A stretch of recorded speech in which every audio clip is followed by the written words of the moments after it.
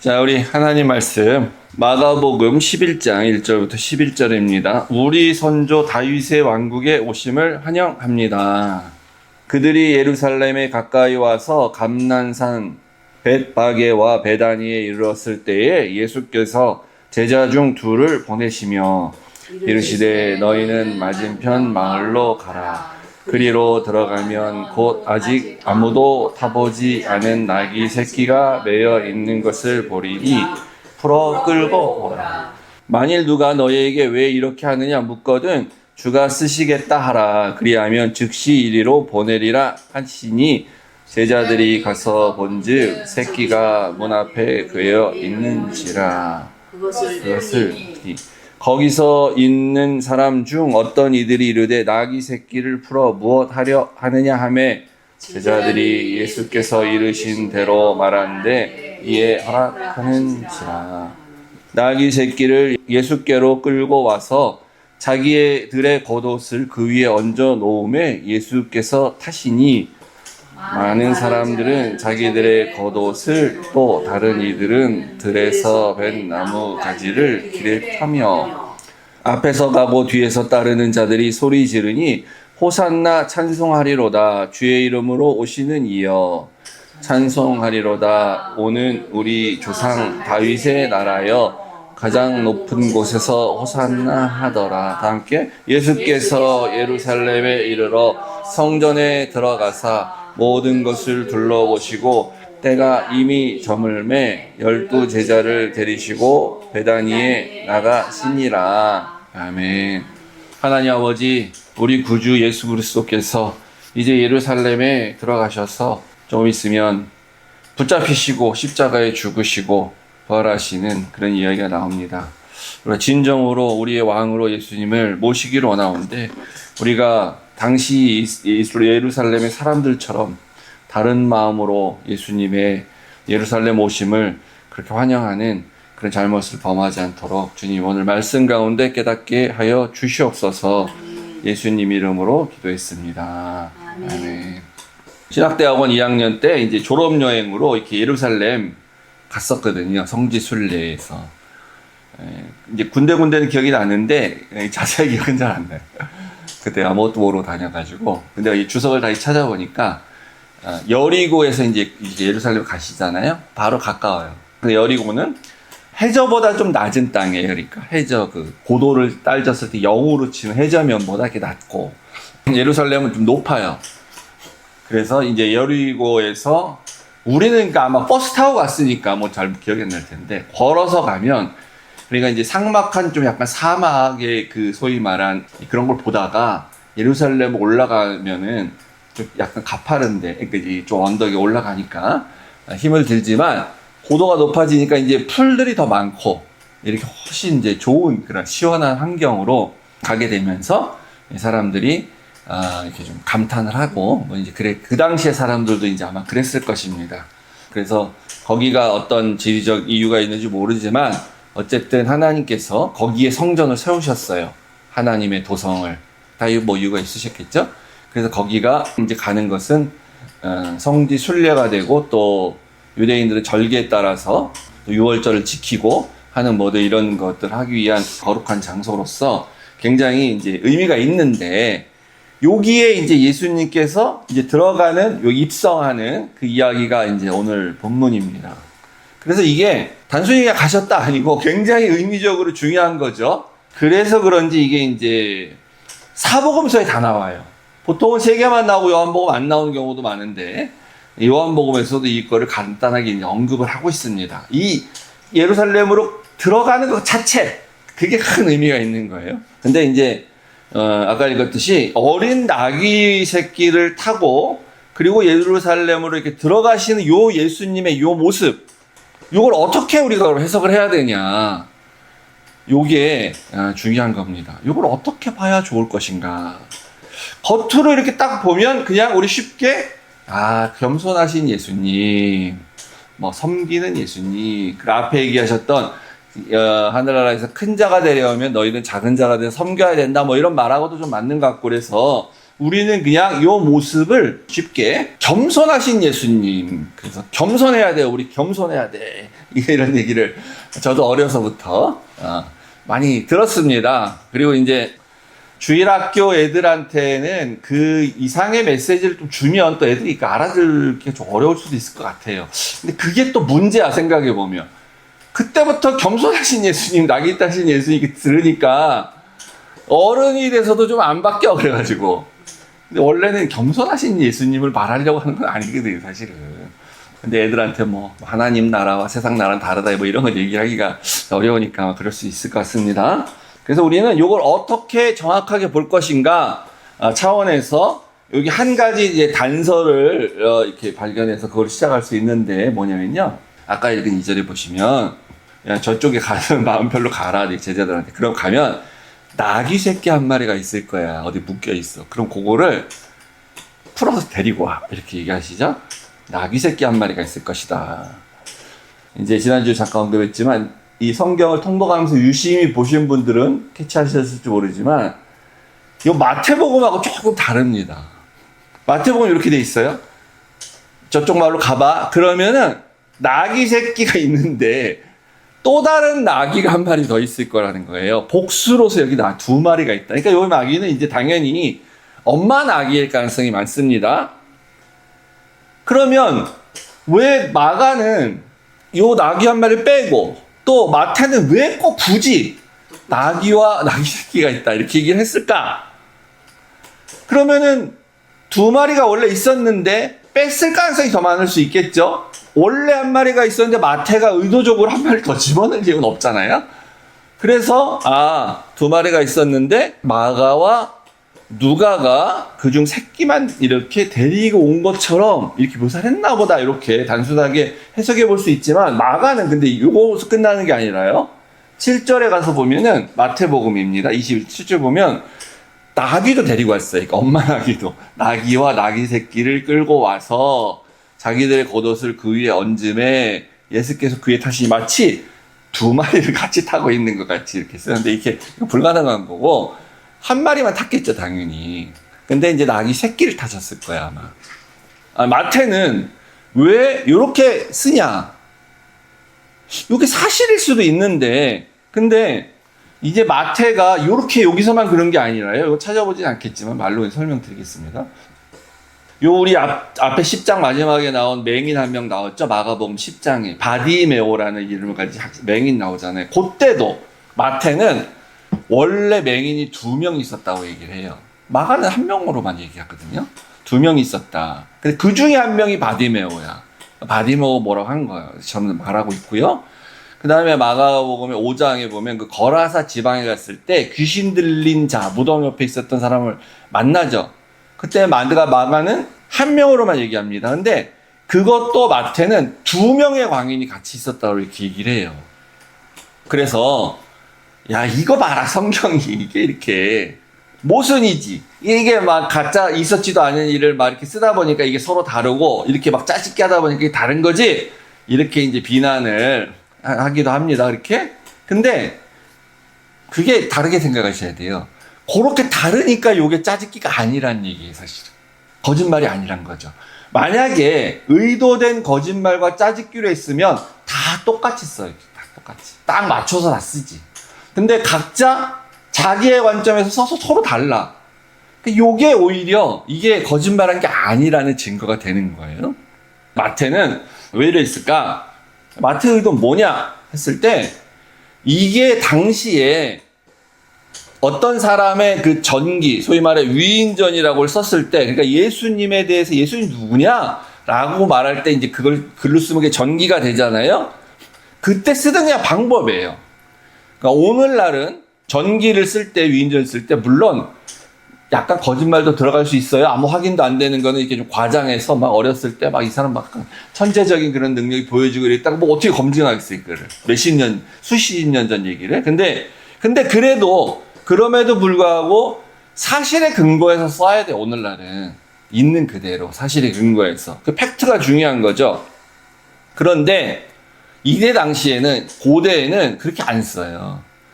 저자가 저 사람이 누군지를 해석하고 그리고 나는 해석에 근거해서 저 사람을 이런 사람이다라고 강조해서 말하고 싶은 게 있으면 그 강조를 위해서 자기의 해석을 근거로 이런 기법을 사용해서 쓰게 됩니다. 그게 아무 문제가 없어요. 독자들한테. 그래서 예를 들어서 어떤 왕이 있었는데 왕이 이렇게 한 50년 정도 뭐 길게 통치를 했으면은 왕으로 취임할 때 당시에 총리가 있었을 테고 그럼 그 총리는 나이가 되게 많았겠죠, 당연히. 아버지 왕 때부터 있었던 사람일 테니까. 그럼 중간에 이렇게 가다가 한 3, 40년 뒤에 가면은 다른 총리가 이제 있을 거예요. 그죠? 그러면 이 앞에 있었던 총리와 뒤에 있었던 총리는 서로 만난 적이 없어요, 전혀. 같은 시대에 안 살았어. 그럼에도 불구하고 한 왕을 요 사람과 요 사람 둘 다 한 똑같은 왕을 섬긴 총리였다. 요러면 요게 해석된 거기 때문에 초상화를 그릴 때 두 사람이 같이 동시에 한 왕을 섬겼던 것처럼 그려도 아무 문제가 없다는 거예요, 당시에. 그래서 우리가 잘 아는 이해하기 쉬운 예를 들면요. 허준이라는 드라마 있죠, 허준. 허준이 여러 버전이 있는데, 전광열 씨가 이제 허준을 나온, 그게 제일 유명하고, 제일 많이 히트 친 거고. 허준이라는 드라마를 보면 이제 허준의 스승으로, 그때 이순재 씨가 나오죠. 유의태라는 이름으로. 근데 원래 유의태라는 사람은 이제 역사 그 사서에는 없고, 유이타라는 사람이 있어요. 지방의 어떤 명의로 소문난 유이태라는 어떤 의서를 저술한 유이태가 있어요. 이 사람을 모티브로 한 거죠. 그래서 이 사람 스승으로 나오는데, 근데 그 유이태는 허준보다 100년 뒤에 태어난 사람이에요. 그러니까 이제 역사 왜곡이 아니고, 근데 소설이니까 이제 그런 식으로 쓰는 거예요. 그래서 이제 막 그런 걸 가지고 사람들은 이게 서로 얘기하기를 좋아하죠. 이 100년 뒤에 태어난 사람이 어떻게 스승이냐? 소설이니까, 드라마니까. 근데 역사를 기반으로 하니까 약간 뭐 문제는 있을지 몰라요. 그래서 그 유이태 집안의 그 후손들이 막 항의하고 막 그런 일이 있는 거예요. 실제 그 자기 조상에 있으니까, 유씨 집안에. 그래서 이제 허준은 사실은 이제 정확하지 않지만, 원래 집안이 좋은 집안의 사람으로 있고, 젊어서부터 많은 의학 공부를 여러 사람을 통해 했을 것이다. 이렇게 추측을 보통 합니다. 이제 그런 식인 거야, 이게 다. 그래서 마태는 둘이라는 걸 강조하고 싶은 거야. 2명이야. 2마리야. 2명. 왜 그러냐면, 이제 마태복음 8장 16절에 두세 증인의 입으로 말하다가 확증하게 하라. 이런 말씀 있잖아요. 예수님이 이런 말씀하셨다는 거예요. 2명이면 이거 확실한 거야. 그런 의미에서 2명 등장시키는 거죠. 신명기서에 2명 이상의 증인이 되라라는 말씀을 그대로 이렇게 차용해서, 그래서 2명이 똑같이 얘기하잖아. 그럼 사실이야. 이제 이런 얘기 하는 겁니다. 그래서 마태는 율법을 중시하고요. 구약을 중시했어요. 그래서 이제 마태복음에만 똑같은 본문에 원래 이 예언으로 있는 스가랴서 9장 9절을 마태만 인용을 합니다. 여기 보면은 요런 예언과 같은 말이 있어요. 메시아를 묘사하면서 빨간색만 보시면 그는 공의로우시며 구원을 베푸시며 겸손하여서 나귀를 타시나니 나귀의 작은 것 곧 나귀 새끼니라. 요 말의 성취다라고 보기 때문에 이렇게 쓰면서 실제 2마리가 있었을 가능성이 있고요. 엄마랑 새끼랑. 그리고 여기도 나귀와 나귀 새끼 이렇게 이제 복수로 나와서 요 같은 나귀일 수도 있지만 복수라는 의미에서 이렇게 쓰고 있는 거죠. 구약을 중시하기 때문에. 그러면 이제 마태는 그거를 강조하고 싶어서 그러는데 마가랑 누가는 왜 한 마리만 나올까? 하나로만 묘사할까? 그러니까 마가와 누가가 말하고 싶은 것은 무엇인가? 그것은 마태와 마가는 1이라는 숫자를 강조하는 게 아니라 마태는 2라는 걸 강조하는 거지만 마가와 누가는 2마리가 있었다 뭐 이런 중요한 게 아니야. 그들이 말하고 싶은 것은 새끼 나귀를 타셨다. 그걸 강조하고 싶은 거예요. 그러니까 엄마 나귀가 있었다 이런 말은 괜히 쓰면 오히려 헷갈릴 수 있으니까 오히려 뺄 수도 있는 겁니다. 그러면 아니 옆에 다성이 된 엄마 나귀가 있는데 아니 엄마를 타셔야지 새끼가 뭐 동물학대도 아니고 예수님 왜 그러시냐? 그건 관심사가 아니고요. 그러니까 이제 새끼인데 아마 그 엄마와 비교해 새끼인데 이제 사람을 태울 수도 있는 정도의 성장을 했다고 봐야 되겠죠. 아주 어리면 그걸 어떻게 타겠어요, 당연히. 불가능하지. 그래서 이제 그걸 탔다라는 겁니다. 그래서 나귀 새끼를 탄다는 건 그럼 무엇을 상징하냐. 마가가 강조하고 싶은 그거. 그래서 우리는 그냥 아까 말씀드렸죠. 아유, 겸손하신 예수님.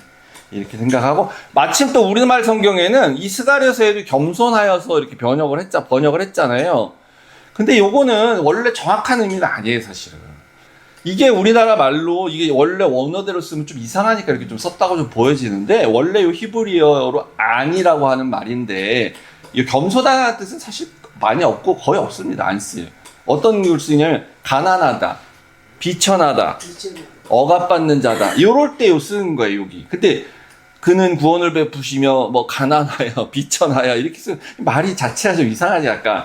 그래서 여기선 겸손이라고 있고 다른 버전에는 한국 성경에 온유하다, 유순하시다, 온순하시다 이렇게 이제 번역을 하게 됐는데, 그러니까 이게 약간 겸손이라는 뜻은 사실은 많진 않아요.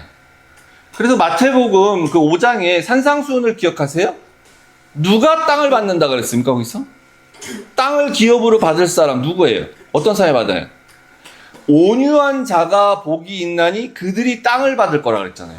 아니 온유하면 왜 땅 받죠? 온유해? 사람 성격 좋아, 너무 착해? 모세의 온유함은 땅의 지면에 가득 차더라 이렇게 말했을 때, 그럼 모세처럼 사람이 이렇게 순종적이고 온유하고 하나님 앞에 예싸고 땅 주시나 그러면은 그 이상하잖아요. 그때 온유한 자가 복이 있다는 건 온유한 자가 요런 의미에서 땅이 없는 자들이라는 거예요. 가난한 자, 비천한 자, 땅 하나 갖지 못한 자.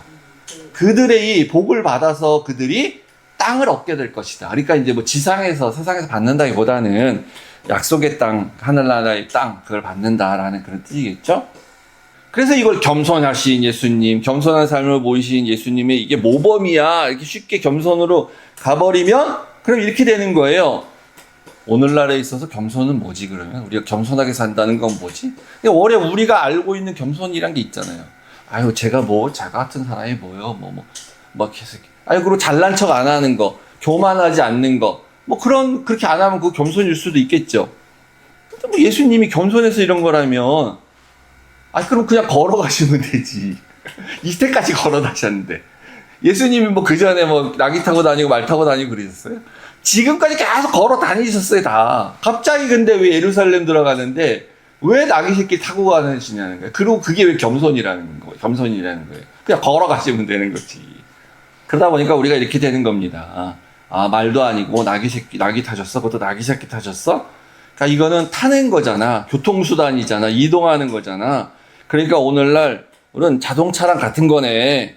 그러니까 작은 차 타는 게 겸손한 거야. 성경에서 말한 겸손한 삶이란 건 호사스럽게 비싼 차 그런 거 타지 말고, 큰 차 타지 말고 작은 차 타고 이런 경승용차 같은 거 타는 거, 이게 이렇게 겸손한 삶이야 라고 하는데, 틀린 건 아니지만 이 말씀이 그런 얘기 하려고 하는 건 아니라는 거예요. 이상한 대성입니다. 그래서 옛날에 오래전에 그때 교황이 프란시스코였는지 누구지 지금 이름은 생각이 안 나는데, 교황이 한국에 방문했을 때 작은 차를 탄다. 그래서 공항 비행기 탁 내려와가지고 기아차 소울 아시죠? 여기도 지금 있잖아요. 그 소울이었을 거예요. 그걸 타고 이렇게 이동하는 이제 그런 걸 보여줬죠. 그러니까 이제 그런 거는 행위로서, 퍼포먼스로서 좋아요. 나 교황은 한국에 있는 약한 자들, 가난한 자들, 이런 사람을 위해서 온 거지. 나 대접받으러 온 거 아니다. 그래서 캐톨릭 이미지 굉장히 좋아졌습니다. 근데 그러나 교황이 그럼 항상 그런 차를 타냐 평소에도?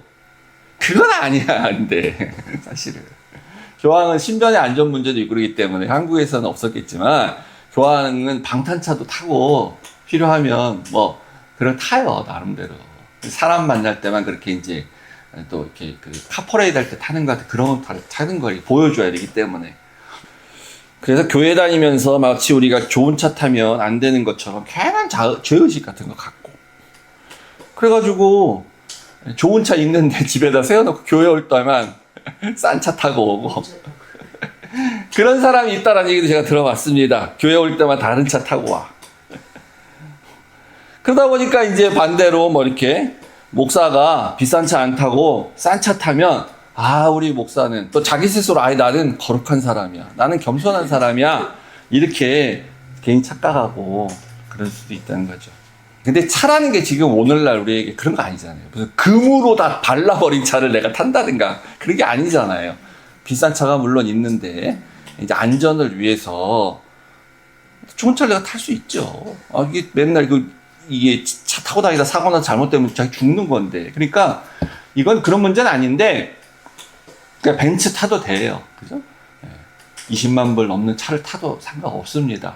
그렇다고 해서 그 교만한 사람이고 그렇다고 해서 겸손하지 않은 사람은 아닌 거예요, 전혀. 근데 저는 이제 이런 생각을 했어요.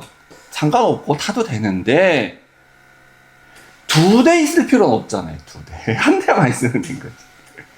그러니까 사치하면 안 되는 거지. 뭐 금으로 다 발라버린 차를 타고 다닌다는 거, 과시하기 위해서. 한 대만 있으면 되는데, 괜히 2대 사가지고 타지도 않으면서. 이거 사치의 문제잖아요. 교만과 뭐 겸손의 문제가 아니라. 사치하는 건 잘못된 거죠, 우리가. 그래서 이 예수님의 이 행위는 하나의 계시입니다. 계시. 이렇게 보여줘서 자기가 하고 싶은 말씀이 있는 거예요. 겸손하게 살아라라는 것보다 더 큰 의미의 어떤 그런 계시를 우리에게 보여주고 있어요. 예루살렘은 하나님의 도성입니다. 거룩한 도성. 여기는 하나님 나라를 상징해요. 그래서 예수님이 지금 예루살렘으로 들어가는 거는 단순히 성전을 구경하러 가고 여행 가는 게 아니라 또 절기를 지키러 가는 게 아니라 지금 예수님은 자기의 사역을 완성해서 하나님 나라를 내가 들어가는데 내가 어떤 모습으로 들어가느냐에 따라서 우리가 배워야 될 게 있는 거예요. 그러니까 우리도 그런 모습이어야 들어간다라고 할 수도 있겠죠. 예수님이 들어가는 그 모습대로 우리도 해야 들어갈 수 있다라는 말을 이게 내포할 수도 있는 거고요. 그리고 그가 들어가서 왕이 되셔서 세우고자 하는 나라는 어떤 나라다라는 걸 요 행위 자체로 이렇게 딱 함축적으로 보여주는 겁니다. 그러니까 우리가 기대하는 우리의 왕, 거긴 어떤 모습으로 들어가는 건가. 그러니까 이제 당시 세상하고 비교를 해야 돼요. 당시 로마 황제는 어떻게 들어갑니까? 도성에, 캐피탈 시티에, 그러니까 도성에 들어가면 로마 황제가 로마에 들어가려면 전차를 타고 들어가는 거예요. 전차. 혹은 백말이 앞에서 끄는 혹은 전차. 이걸 타고 행진을 하죠. 사람들이 기대하는 왕은 그런 왕을 기대해요. 근데 예수님은 아니라는 거예요. 그렇게 하지 않는다는 거예요. 그래서 예수님 모습하고 비교해 보세요. 새끼 나귀를 타고 들어가는 왕. 당시의 왕은 전투를 끝내고 승리의 왕으로서 들어가는 겁니다. 군마를 타고. 근데 지금 예수님은 전투에 승리를 하거나 지금 들어가서 내가 전쟁을 해서 전투를 해서 승리하겠다는 왕으로 들어가는 게 아니잖아요. 그래서 말을 안 타는 거예요. 나귀를 타는 거죠. 농사를 하거나 짐을 나르는 그런 용도로 쓰는 나귀를 타는 거예요. 정치적 해방자 혹은 정복자 혹은 혁명가로서 사람들은 기대하는데 그게 아니고 나는 순교자로 지금 들어가는 거다. 난 희생당할 것이야. 십자가에 죽을 것이야. 라고 그거를 비교해서 보여주려고 예수님은 일부러 걸어가면 되는 건데 일부러 나귀 새끼를 타고 들어가는 겁니다. 그래서 행위로 보여주신 예수님의 행위, 계시라는 거죠. 하나님 나라에 들어갈 때 우리 왕이 저렇게 들어갔기 때문에 그럼 우리도 이런 자세로 하나님 나라 들어가야 된다는 거죠. 그래서 11장 아까 읽었던 2절 다시 보시면요. 나귀가 있을 것이다 라고 얘기했잖아요. 근데 여기 앞에 전제가 있어요. 아무도 타보지 않은 나귀, 그거를 데리고 와라. 이게 의미가 있는 거죠. 아무도 타보지 않은 나귀 새끼. 이 나귀가 이제 아직 새끼에서 이제 뭐 약간 커져 있는 뭐 청소년기 정도의 나귀인지 모르겠는데, 이 나귀는 예수님이 무슨 이렇게 전지전능하시니까 다 알고 계셨어요. 내가 특별히 고나귀를 타야 돼. 근데 그 아무도 타본 적이 없는 나귀를 타야 된다는 겁니다. 그러니까 이건 뭐 자명한 거죠. 거룩한 존재, 그러니까 하나님께로만 쓰여지는 존재, 아무의 그런 또 손도 타지 않은 그런 도구예요. 거룩한 도구. 그래서 사무엘상 6장에 법궤를 하나님께 그 이스라엘 백성으로 다시 돌려보낼 때 블레셋 사람들이 한 번도 사용하지 않은 새 수레를 만들어서 그게 하나님께 구별된 존재라는 겁니다. 그렇게 드려져야 되는 거. 민수기에도 붉은 암송아지를 잡아서 이렇게 그러니까 한 번도 출산하거나 하지 않은 암송아를 잡아서 한 번도 쓰지 않은 것을 사용하신다, 예수님께서. 거룩한 도구이기 때문에. 그래서 예수님은 나중에 이제 일주일 뒤에 십자가에 죽으시고 이제 장례를 지낼 때 어디로 들어갑니까? 아리마대 사람 요셉의 자기가 준비했던 무덤에 들어가죠? 한 번도 쓰지 않았던 무덤인 거예요. 그러니까 이 나귀 새끼가 사람을 한 번도 태워본 적이 없기 때문에 누가 탈라 그러면 막 몸부림치고 거부할 수도 있어요. 그죠? 근데 그러지 않았어요. 순종했어요. 순종. 예수님이란 걸 알고 순종했던 거예요. 그러니까 이제 뭐냐면 이 거룩한 도구로 쓰여지는 존재는 이렇게 아예 나 못해요. 안 해. 이런 게 없어요. 순종. 이렇게 하는 겁니다. 그래가지고 이제 이 적용을 우리가 조금 확대해서 보면요. 우리가 이렇게 예수님께 쓰임받는 거룩한 존재로서 구별된 이렇게 순종하는 우리도 이런 어린 나귀가 돼야 우리가 예수님 태우고 이렇게 천국에 들어간다. 이렇게 이건 뭐 신학적인 건 아니지만 이렇게 적용을 해볼 수도 있는 거예요. 혹은 우리도 이제 그런 나귀를 이렇게 가지고 가진다기보다는 그래서 나도 이렇게 들어갈 수 있다. 이렇게 생각해 볼 수 있겠죠. 우리가 그런 나귀가 돼야 된다. 이게 좋은 것 같아요. 그래 우리가 그죠? 예수님을 등에 업고 태우고. 그래서 이게 지금 굉장히 엄숙하고 거룩한 상황인 거예요, 진짜. 마치 장례식 한 것처럼 뭔가 엄숙한 상황. 괜히 그런 데서 쓸데없이 농담하고 그러면 안 되는 것처럼 그런 상황인 것 같아. 그러니까 제자들도 모습이 좀 달라요, 지난번하고. 왜 그런지 아세요? 이게 만약에 예수님이 이제 이렇게 나귀 새끼를 데리고 가라 그랬을 때 옛날 같으면 뭐겠습니까? 아니, 예수님 그래 이걸 타고 가시려고 하는 것 같은데 나귀 새끼가 뭐야 이게 이거 뭐 우리 오늘날 말로 그거 있지 않습니까? 가호가 있지 이게 모양 빠지게. 예수님 제가 가서 말을 어디 가서 구해오겠습니다. 그 타고 가시죠. 이러지 않았다는 거예요, 제자들이. 그래서 여기 3, 4절을 다시 보시면 주가 쓰시겠다 하라 그리하면 즉시 이리로 보내리라 하시니 제자들이 가서 봤답니다. 그러니까 제자들이 즉시 순종했어요. 토달지 않고. 이거 남의 거를 함부로 갖고 오면 어떻게 율법에 그렇게 했다가 그거 큰일 나네. 율법에 그거 훔쳐가는 도둑질이잖아요.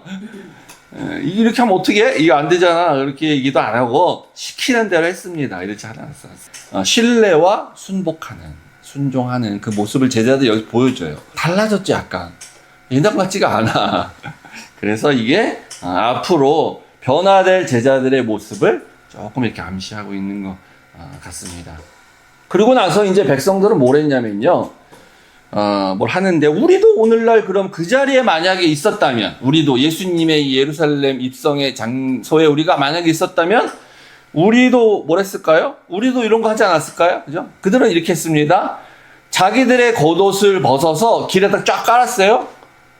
또 어떤 이들은 들에서 벤 나무가지, 종려나무 가지 이렇게 잎사귀 막 있는 거겠죠? 이런 거를 또 길에 쫙 폈어요. 흔들기도 하고, 그리고 막 찬송을 했습니다. 호산나 찬송하리로다. 주의 이름으로 오시는 이여. 찬송하리로다. 우리 조상 다윗의 나라여. 그러면서 시편 118편에 나오는 거 가지고 이렇게 얘기하는 거예요. 했어요? 근데 이 모습이 2000년 전만 이랬나요? 오늘날 우리도 똑같이 이렇게 하고 있어요. 이제. 우리 할렐루야 찬양하고 예수님 영광 받으세요. 우리 그리고 또 이렇게 길바닥에다 옷을 쫙 까는 것처럼 이거는 이제 왕에 대한 절대적인 순종을 표시하는 표시입니다. 그 옷이 귀해요. 당시에 한 벌밖에 없어요. 다 길에다가 이렇게 피지 않아요. 그냥 근데 이거는 먼지 나지 않게 피면서 여기를 밟고 지나가세요 하는 건 왕에게만 하는 거예요. 왕에게. 그러니까 이들은 예수님이 왕이 되실 거고 왕이라는 걸 정확히 알았어요. 알기는. 그래서 그 행위를 하는 겁니다. 왕족들에게나 하는 행위를 하는 거예요. 오늘날 우리도 교회 안에서 예수님 왕이라 그래가지고 온갖 거를 다 할 수 있겠죠? 길바닥에 깔진 않아도 예수님 왕이시라니까 집도 팔아서 바쳐라. 그럼 집도 팔아가지고 어떤 데는 갖다 헌금 교회에다 바치시고, 왜냐면 왕께 바치는 거니까. 하라 그러면 그냥 길바닥 옷 가는 게 문제입니까? 뭐든지 들어서 전하겠습니다. 예수님 왕이신데 이러면서 하면서 또 찬양 할렐루야 하고 찬송하고 호산나 하고 우리도 지금 그렇게 하고 있죠 좀.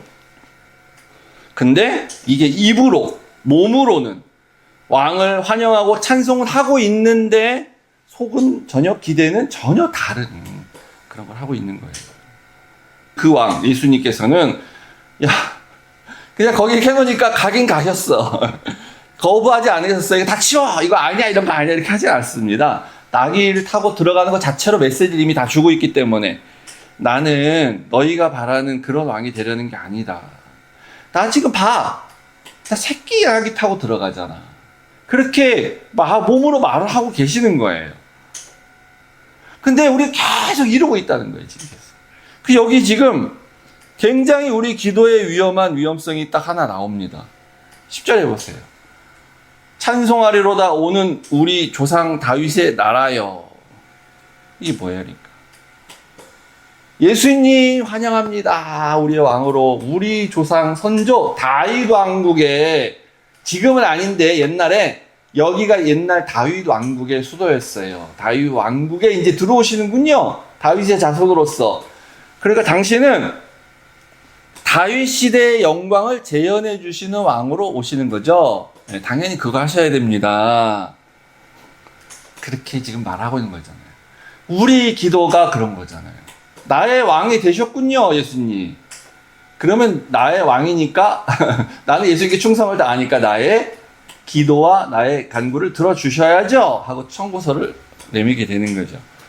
망해가는 교회가 있는데 옛날에는 막 컸어 부흥하고 근데 지금은 거의 망해가 그냥 다 줄고 어떤 새로운 담임 목사님 한 명 뽑아왔는데 그러면 망한 이유가 있을 거 아니에요. 그럼 새로 오신 담임 목사님은 망한 이유가 아닌 다른 방법으로 목회를 하셔야 교회가 부흥할 거 아닙니까? 근데 이제 그게 아니고 망한 이후에 거기 이제 전통과 이런 어떤 걸 매여서 우리 새로 오신 목사님 오셨으니까 우리게 옛날에 이러이러한 교회였어요. 당신은 이렇게 만들어야 돼요. 그럼 그게 가능한 거예요? 안 되는 거죠. 그래가지고 그 시대 사람들도 그렇고요. 우리도 그렇고 이러고 맨날 있는데 이렇게 해서 늘 준비하고 있어서 청구서를 딱 내밀었더니 그 왕이 난 이거 니들 원하는 대로 못 들어준다. 난 그런 왕 아니다. 이렇게 하니까 일주일 뒤에 완전히 바뀌는 겁니다. 그래서 다 십자가에다 못 박아라. 사기꾼이구나. 저 우리 왕이 아니야. 막 전쟁이 일어나고 그러고요. 지진 이런 건 막 나고 막 위기가 닥치고 그러면요. 교회 출석률이 엄청 뛴다 그럽니다. 미국에서. 한국에서는 입시철, 대학 입시철 그럴 때. 평소에는 안 하다가 이제 그럴 때는 급한 거죠. 급하게. 평소에는 예수님 잘 모르다가 이렇게 막 지금 예루살렘 입성하신다고 하니까 급한 거예요, 지금. 그때는 막 열심히 나가서 열심히 하는 것처럼 해요. 그때는 막 왕을 찾고 찬양하지만 그 문제가 사라지거나 충족되지 못하면 다시 또 급변해서 제자리로 들어가죠. 그래서 우리가 평소에 예수님이 말하는 그 하나님의 나라, 예수님이 왕이 되신다는 그 나라에 대한 진정한 의미를 평소에 알지 못하면 그냥 급하게 나귀 타신 예수님 겸손하신 분이네. 그 수준에서 머물다가 저도 겸손하게 살아요. 저도 싼 차 타고 다녀요, 예수님. 근데 저도 겸손하게 살았으니까 제 기도도 들어주셔야죠. 우리 조상 선조의 다윗 왕국으로 오신 왕이신데 제가 이렇게 또 길바닥에 옷도 쫙쫙 깔지 않았습니까? 이렇게 밟고 가시라고 모든 걸 제가 다 드리지 않았습니까? 이런 척 하다가 이제 안 들어주면은 다시 다 걷고 욕하면서 떠나게 되는 거예요. 그래서 우리가 우리 모든 소유를 예수님께 맡기고 우리가 때로는 이해하기 어려운 힘들 때에도 정말 그분의 명령을 순종할 수 있는 준비가 되어져 있는가? 나귀 새끼를 그냥 데리고 와라 이렇게 했을 때 순종할 수 있는가? 우리가 진정으로 하나님과 예수님을 영화롭게 하기 위해서 내 겉옷을 이렇게 그분 앞에 깔는 진정한 그런 그분의 오심을 축제로 생각할 수 있는가 하는 생각해봐야 된다는 거죠. 우리가 헌신 얘기하는 게 너무 식상하고 시시해져가지고 그냥 좀 종교 체험을 한번 하는 것 정도로만 이렇게 생각하고 있지는 않은가 그런 생각해봐야 된다는 것입니다. 오늘날도 이제 왕이 있긴 있어요. 그죠? 여왕도 있긴 있습니다. 근데 이게 있긴 있어도 이게 실질적 권력이 없이 사실은 이제 명목상 지위만 부여하는 왕이죠. 뭐 아랍 쪽은 좀 다르다고 하긴 하는데, 그러니까 이런 게 우리가 좀 이렇게 마음에 안 와닿을 수 있어요. 옛날같이 진짜 왕이 있고 그 왕에게 내가 절대적으로 순종해야 되고 복종해야 되고 절대적으로 그 왕에게 영광을 돌려야 되고, 그 왕이 이게 선한 왕이라는 전자해서죠. 그리고 그 왕이 행차하면 정말 길바닥에도 옷도 깔아야 되고, 그 왕이 하는 명령은 내가 지켜야 되고, 막 그런 사회에 우리가 살고 있다면, 그러면 예수님이 왕이시다. 그리고 예수님이 그래서 나는 이런 왕이다 라고 말하면 정말 이렇게 우리 마음속에 더 와닿아서 신앙을 잘할 수 있는 부분도 있다고 생각을 합니다. 근데 오늘날은 그런 사회가 아니기 때문에 우리는 성경적 의미에서 진짜 진정한 왕은 어떤 모습인가 하는 것을 끊임없이 연구하고 기억하지 않으면, 그러니까 잊어버리면 안 된다는 거예요. 그렇지 않으면 우리 쉽게 그냥 이렇게 종려나무 가지만 흔들다가 가는 그런 사람들 다 될 수가 있다는 것입니다. 이제 오늘부터 시작해서 예수님의 예루살렘에 그 입성하셔서 사시는 그 일주일간의 그 시간이 뭐 앞에 다 중요하지만 또 정말 중요한 그런 부분이기 때문에 우리가 더 집중해서 하나님 말씀에 귀 기울이고 하나님의 말씀 뜻대로 사는 그런 우리 모든 자녀들 되시길 주의 이름 축복합니다. 아멘.